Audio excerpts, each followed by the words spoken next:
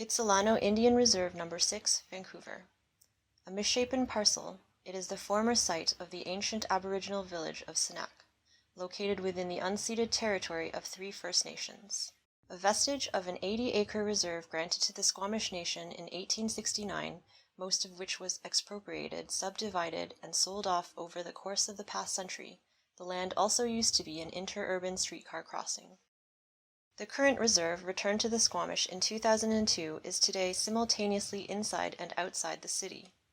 It is surrounded by municipal territory and traversed by a bridge, yet exempt from its jurisdiction.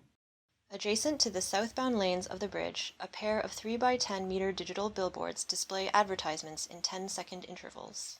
Elevated from the ground, the billboards operate outside municipal signage bylaws, yet function through being viewed by traffic and mark the reoccupation of the land by the Squamish. They also signal the impending real estate development of the reserve, independently of the municipal planning regime. Across the bridge, directly opposite the billboards, another device is installed. A large acoustic mirror is supported by an elevated platform accessed through a spiral stair and fitted with a rotating armature. The mirror is the central hinge in a constellation of devices, which physically mark and acoustically connect points across the boundaries of the original reserve, locations that correspond to various parcels and jurisdictions occupying the land today. Over the course of a week, the central mirror shifts between orienting toward specific positions to acoustically link with the other devices, and an incidental direction governed by chance. Simultaneously, it becomes an ever-changing visual register for passers-by. The peripheral mirrors, on the other hand, are monolithic and fixed in position, in turn becoming the acoustic registers of surrounding public activities. Through their careful placement, the devices establish a series of protected acoustic corridors oblique to the normative views of and from the surrounding city. By collecting, focusing, and transmitting sound between distant points, the mirrors engender provisional crossovers across jurisdictions and across time.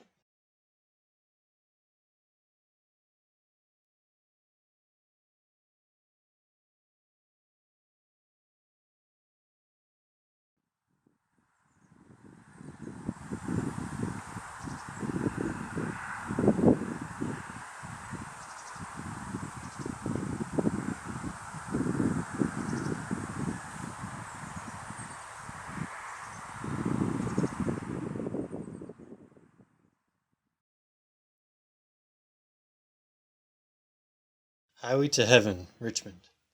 A 3-kilometer stretch along the hard edge between urbanized territory and agricultural land, unexpectedly revealing iconic religious buildings which belong to every major religion. Located on fertile lands at the Fraser River Delta, over 1/3 of Richmond's territory constitutes farmland protected under British Columbia's Agricultural Land Reserve, established in 1973. The cluster of churches and religious schools along Highway 99 are within a special zone created during the wave of immigration in the 1990s to provide assembly space for the new communities while preserving agricultural land elsewhere. The zoning requires each congregation to maintain agricultural activity on 2/3 of their parcel, a stipulation half-heartedly fulfilled, as evidenced by decorative gardens and playing fields in the backlands halfway within and outside the code. Caught between local food production and the ongoing immigration of diverse ethnicities, the continuing growth in the number and size of these religious buildings has resulted in conflicts over the loss of cultivated land. The proposed expansion of certain congregation spaces at unexpected scales has been subject to public debate, one dominated by the top-down view of municipal zoning. Grounded in existing productive relationships across jurisdictions, the activities on the landscape are reorganized to allow both assembly and agriculture to expand beyond their zoning boundaries. Surface parking, already regularly shared between neighboring religious institutions that operate on different schedules, is consolidated into a series of vertical silos, which become fixed infrastructures for cyclical land use on the surrounding fields. Built on undeveloped municipal street right-of-ways, the silos are distributed across the landscape and supply an optimal number of parking spaces. From its rooftop, each tower offers a unique view of the landscape below. Spanning across parcels, 3 bands of crops are rotated seasonally and annually on the land, forming an ever-changing scenery that envelops the buildings. A fourth band of fallow land, planted with a cover crop, becomes the site for an assemblage of playing fields, gardens, and gathering spaces, and serves as a connecting path across the communities. Operating at the combined scale of the congregations, this landscape of productive change provides a new flexibility for their growth and coexistence.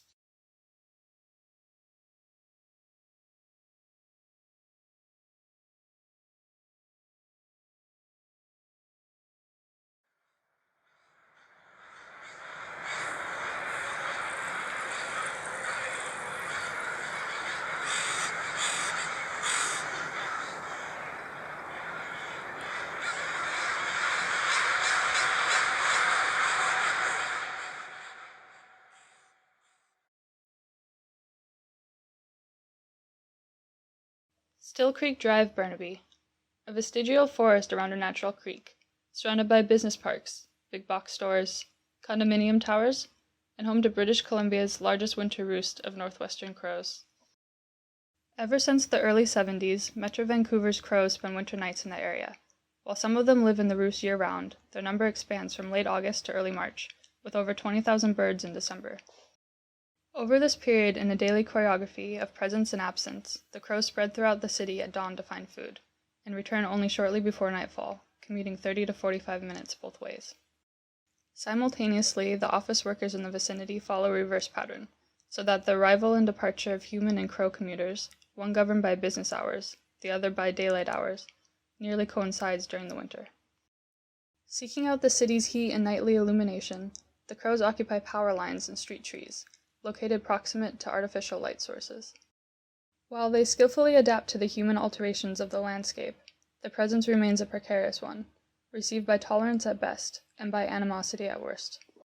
The attempts to deter them from flocking and excreting onto rooftops and parking cars are oblivious not only to their intelligence and sophisticated social life, but also to the fact that their urban ecology is dependent on and mirrors our own. Responding to respective daily and seasonal cycles of occupation by crows and humans, a new topography is deployed to enhance their disparate and mutual presences. Constructed over the parking lots enveloping the office buildings, a series of lightweight canopies, planted with flowering climbers, mimic the conditions provided by street trees. Over the winter, the variegated structure provides crow-friendly perching spaces. A translucent membrane diffuses light from nearby sources, and also shelters the vehicles below from crow droppings. From early spring to late summer, the various vines growing on the canopies bloom late in the day, filling the air with their heavy fragrance and attracting new visitors, who begin to flock to the elevated human nests on evenings and weekends. Be it to enjoy the smell of flowers in the summer, or to observe the social life of crows in the winter, the canopy network catalyzes an enhanced choreography of cohabitation.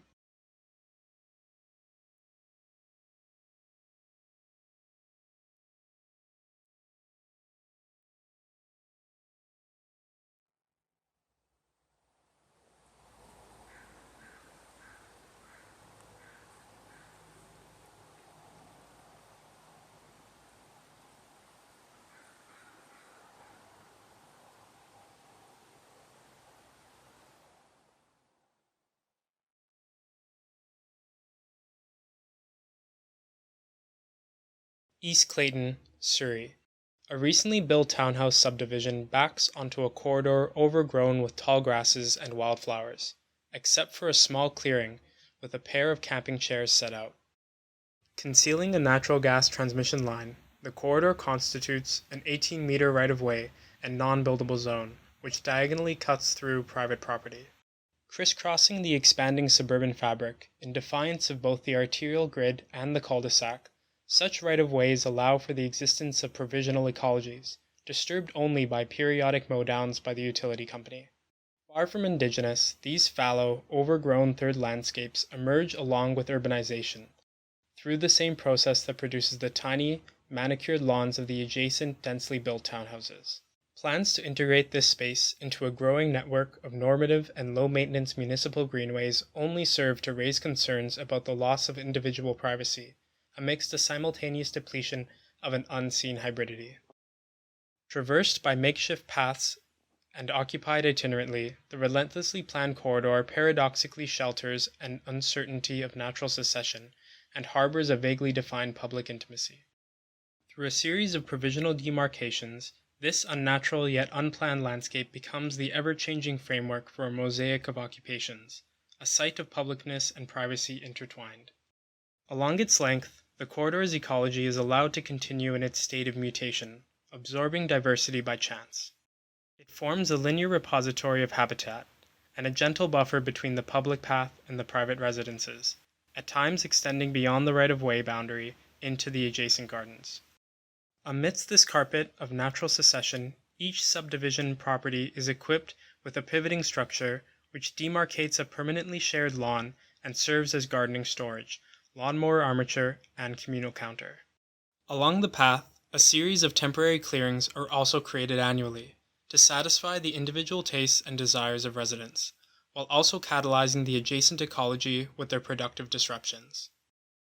On the public path, the communal counters, and the individual clearings, an ongoing negotiation of trespassing takes place between plant ecology, local residents, and passers-by.